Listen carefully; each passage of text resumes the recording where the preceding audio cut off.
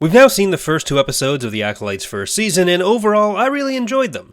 This video will contain spoilers, so watch at your own risk. Visually, I think the show looked really good, although on my computer everything looked a lot grainier than when I was watching on my TV, so if you have the choice, then maybe try to watch on your TV if possible. I think this is kind of true of every Disney Plus show, but I noticed it the most here. This may just be because I watched it on both platforms pretty close together, but it was bad enough to take me out of it when I was watching it on my computer. But aside from that, I think the sets all looked pretty solid, and I think a lot of thought went into the visual world building. Establishment shots of Coruscant showed a more exposed Jedi temple, and the robes looked pretty much like what High Republic fans coming from the books would expect.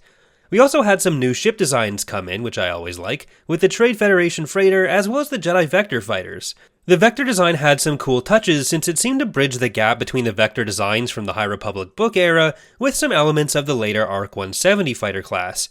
The Living Force, a recent novel by John Jackson Miller, mentioned the ARC series, specifically the ARC 8, going back to the High Republic era as well, so it makes sense to have this kind of additional connection between the two. One thing I don't really love is the thicker lightsaber hilts in some of the more recent shows, but that's fairly minor, and I generally think they at least look pretty good in action. I can't imagine they're easy to hide if you're trying to be discreet, though.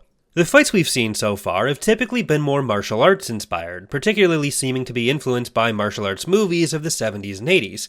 So while I don't know if that'll land for everyone, I think it's an interesting take on the Jedi and reinforces something that Master Indara and May speak about pretty early on. The Jedi should only be pulling their lightsabers out when they're prepared to kill. So going for the more force-enhanced warrior-monk situation makes a lot of sense here. The more experienced Jedi like Indara and Sol seem to be pretty consistent with this rule, with Sol's fight with May at the end seeing him still refraining from pulling his lightsaber out, despite knowing he was one of the 4 members on her hit list. But then we of course have Yord Fandar, who doesn't seem to show the same restraint or respect for the position the Jedi should hold. We see him using his lightsaber as a flashlight and just generally brandishing it whenever he thinks he can get away with it. In the fight with May, Sol is putting his hand out to her while Yord is reaching for his weapon, which was an interesting contrast.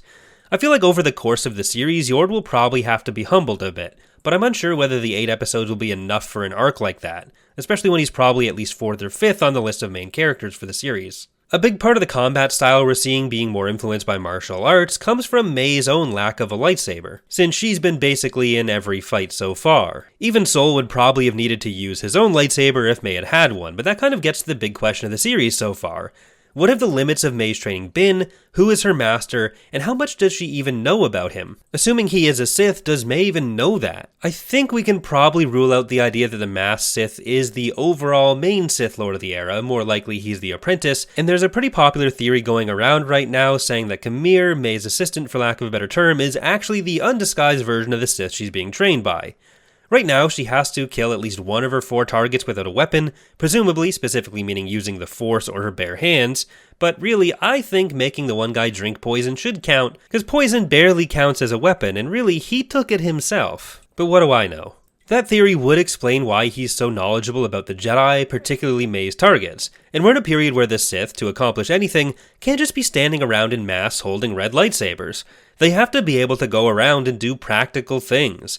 Much like how Plagueis was pretty conspicuously present in galactic affairs and legends as the head of a major banking firm. That doesn't mean that every Sith has to be that prominently displayed, it just means that the Sith are probably spending this millennium doing things that are meant to take down the Jedi without it being super obvious that they are themselves in fact Sith. The other big question connected to that is exactly how much the Jedi will end up knowing about the Sith by the end of the show, assuming this character is in fact a Sith. Staying on the topic of characters, I think the character work in the show has been good overall too. Amandla Stenberg has been great in both of her roles, and Master Sol has been another highlight for me, showing a more compassionate side of the Jedi than what we're getting from Yord, Vernestra, or even Master Indara, who is still a bit more severe, although that's understandable given she was in the middle of getting murdered. It did feel a bit weird when Indara called May my child, though, too, so I didn't love that. It took me out of it a bit. Jecki is kind of riding the line between the more by-the-book pompousness of Yord and the more compassionate approach of Sol, so I'm interested to see where her character develops, too. Jecki also represents something else within the series that I've liked this far, the presence of aliens. For me, having a lot of aliens around is a big part of making Star Wars feel like Star Wars, so I always appreciate it when there's some in the mix. We had a few new live-action species like the Selkath and the Zygerians here, but more importantly, there's already Jecki, Vernestra, and Kelnaka, who seem like they'll all play at least some kind of significant role within the series. All in all, I'm looking forward to seeing where the show goes from here. We'll be doing a live discussion tonight on Tapcaf Transmissions here on the channel, so check that out if you want to hear more discussion of The Acolyte, or if you have any questions for myself or Eckhart's Ladder about the series. Thanks for watching, and I hope to see you next time.